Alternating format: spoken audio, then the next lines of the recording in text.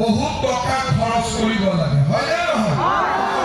কোনোবা হোষ্টেলত গৈছে, হোষ্টেলৰ ফিজ দিব লাগে, এডমিশ্যনৰ ফিজ দিব লাগে, কলেজত টকা দিব লাগে।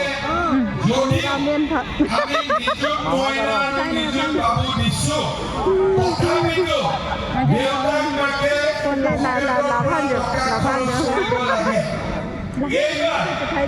বিজেপি চৰকাৰ আহিলে কোনো মানুহে নিজৰ ল'ৰা ছোৱালীৰ পঢ়াৰ কাৰণে খৰচ কৰিব নালাগে, পুৰা খৰচ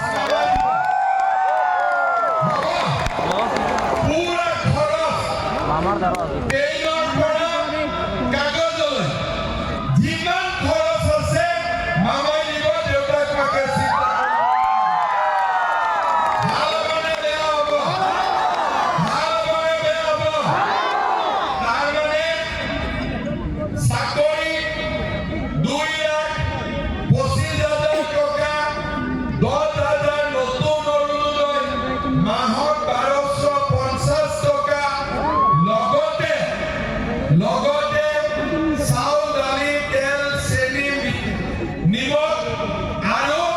ল'ৰা ছোৱালীৰ পঢ়াৰ পুৰা দায়িত্ব। ভাল মানে বেয়া মহিলাসকলৰ শান্তি হ'বনে নহ'ব? চিন্তা কমিবনে নকমিব? আমি কাক ভোট দিব লাগিব? আমি কাক ইলেকশ্যনত জিকাব লাগিব? কংগ্ৰেছে 25,000 টকা দিব পাৰিব নেকি? কংগ্ৰেছে 2 লাখ ল'ৰা ছোৱালীক চাকৰি দিব পাৰিব নেকি? কংগ্ৰেছে আমাক ল'ৰা ছোৱালীৰ পঢ়াৰ খৰচ দিব পাৰিব নেকি? কংগ্ৰেছে আমাক চাউল দালি তেল নিমখ চেনি আৰু আমাক মিঠাতেল দিব পাৰিব নেকি? নোৱাৰে। এতিয়া ডেকা ল'ৰা ছোৱালীখিনিৰ কাৰণেও মই এটা নতুন স্কিম দিব খুজিছো। চবে ভাল কৰি শুনি ল'ব। চাকৰিটো চবেই নাপাব আৰু বহুতে ব্যৱসায় কৰিব খোজে, কিন্তু পইচা নাই, ক'ৰ পৰা বিজনেছ কৰিব? যোৱাবাৰ আমি এটা স্কিম আনিছিলো, মুখ্যমন্ত্ৰী আত্মনিৰ্ভৰ অসম আঁচনি। তাতে আমি কি দিওঁ?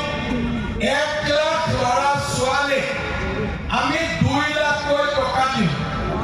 বেংকত ঘূৰাই দিব নালাগে, সুদ দিব নালাগে, মাত্ৰ 2 লাখ টকাৰে ব্যৱসায় কৰিব লাগে। কাকো ঘূৰাই দিব নালাগে, একবাৰতে মামাই দি দিয়ে। ঠিক আছে? যোৱাবাৰ আমি কিমানত দিছিলো? 1 লাখ ল'ৰা ছোৱালীক দিছিলো। এইবাৰ আমি কিমানত দিম? 10 লাখ। হাওৰা ঘাটত কিমানে পাব? যোৱাবাৰ পাইছিল 1,000। এইবাৰ কিমান ল'ৰা ছোৱালীয়ে পাব আন্দাজ কৰক। এইবাৰ আমি হাওৰা ঘাটত দিম 10,000। তাৰমানে ব্যৱসায় কৰাই ব্যৱসায় কৰক, চাকৰি কৰাই চাকৰি কৰক, পঢ়াই পঢ়ক, আৰু মহিলাসকলে 25,000 টকাকৈ লৈ আনন্দৰে ব্যৱসায় কৰক। এনেকুৱা কাম আগতে কোনোবাই কৰিব পাৰিছে? আগতে কোনোবাই পাৰিছে? আগতে কোনোবা চৰকাৰে ৰাইজৰ কাৰণে ইমান কাম কৰিছে? কোনেও কৰা নাই। মামাই ল'ৰা ছোৱালীক কি শিকায়? ডাক্তৰ ইঞ্জিনিয়াৰ হওক, বিজনেছ কৰ, পুলিচ হওক, চাকৰি কৰ, মহিলা